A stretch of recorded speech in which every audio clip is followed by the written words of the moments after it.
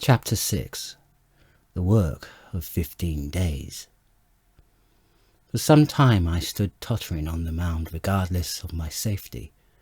Within the noisome den from which I had emerged, I had thought with a narrow intensity only of our immediate security. I had not realized what had been happening to the world, had not anticipated this startling vision of unfamiliar things. I had expected to see sheen in ruins. I found about me the landscape weird and lurid of another planet. For that moment, I touched an emotion beyond the common range of men, yet one that the poor brutes we dominate know only too well. I felt as if a rabbit might feel returning to his burrow and suddenly confronted by the work of a dozen busy navvies digging the foundations of a house. I felt the first inkling of a thing that presently grew quite clear in my mind, that oppressed me for many days, a sense of dethronement, a persuasion that I was no longer a master, but an animal among the animals, under the Martian heel. With us it would be as with them, to lurk and watch, to run and hide. The fear and empire of man had passed away. But so soon as this strangeness had been realized, it passed away, and my dominant motive became the hunger of my long and dismal fast. In the direction away from the pit I saw, beyond a red-covered wall, a patch of garden ground unburied. This gave me a hint, and I went knee-deep and sometimes neck-deep in the red weed. The density of the weed gave me a reassuring sense of hiding. The wall was some 6 feet high, and when I attempted to clamber it, I found I could not lift my feet to the crest. So I went along by the side of it, and came to a corner and a rockwork that enabled me to get to the top and tumble into the garden I coveted. Here I found some young onions, a couple of gladiolus bulbs, and a quantity of immature carrots, all of which I secured, and, scrambling over a ruined wall, went on my way through scarlet and crimson trees towards Kew. It was like walking through an avenue of gigantic blood drops, possessed with two ideas, to get more food, and to limp, as soon and as far as my strength permitted, out of this accursed unearthly region of the pit.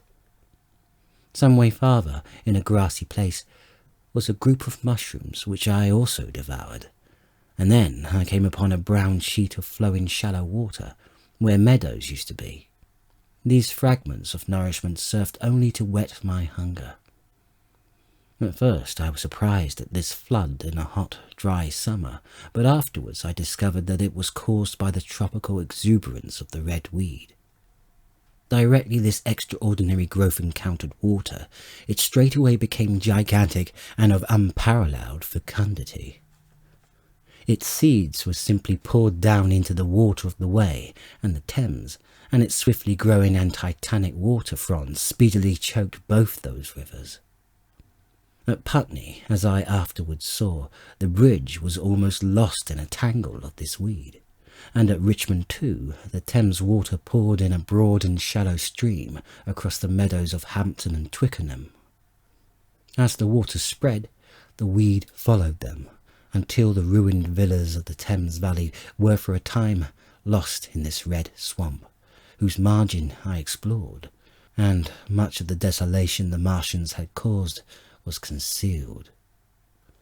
In the end, the red weed succumbed almost as quickly as it had spread. A cankering disease, due, it is believed, to the action of certain bacteria, presently seized upon it. Now, by the action of natural selection, all terrestrial plants have acquired a resisting power against bacterial diseases. They never succumb without a severe struggle, but the red weed rotted like a thing already dead. The fronds became bleached, and then shriveled and brittle. They broke off at the least touch, and the waters that had stimulated their early growth carried their last vestiges out to sea. My first act on coming to this water was, of course, to slake my thirst. I drank a great deal of it, and moved by an impulse, gnawed some fronds of red weed, but they were watery and had a sickly metallic taste. I found the water was sufficiently shallow for me to wade securely, although the red weed impeded my feet a little. But the flood evidently got deeper towards the river, and I turned back to Mortlake.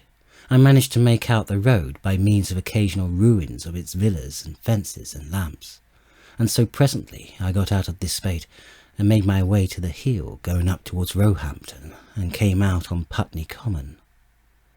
Here the scenery changed from the strange and unfamiliar to the wreckage of the familiar.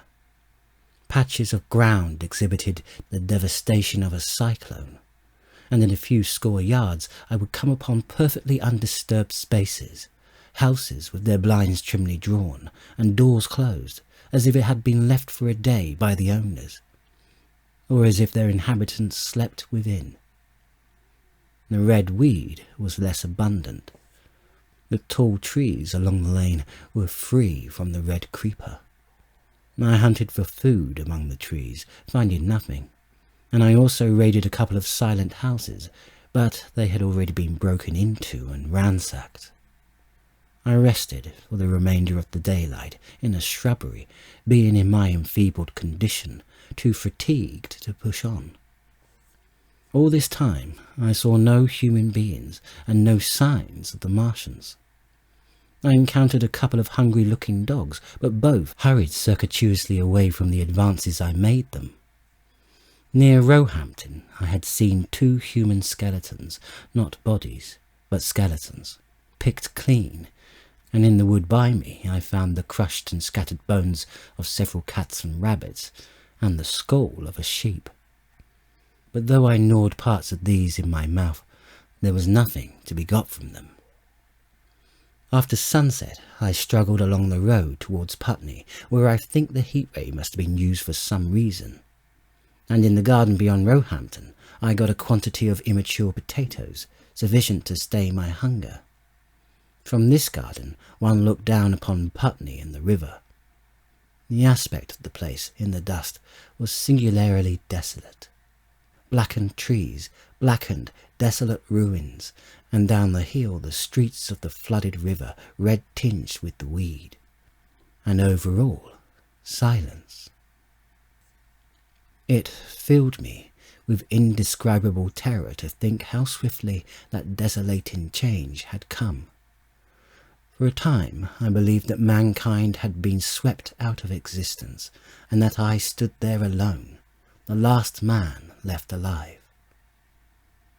Hard by the top of Putney Hill I came upon another skeleton, with the arms dislocated and removed several yards from the rest of the body. As I proceeded, I became more and more convinced that the extermination of mankind was, save for such stragglers as myself, already accomplished in this part of the world. The Martians, I thought, had gone on and left the country desolated, seeking food elsewhere. Perhaps, even now, they were destroying Berlin or Paris. Or it might be that they had gone northward.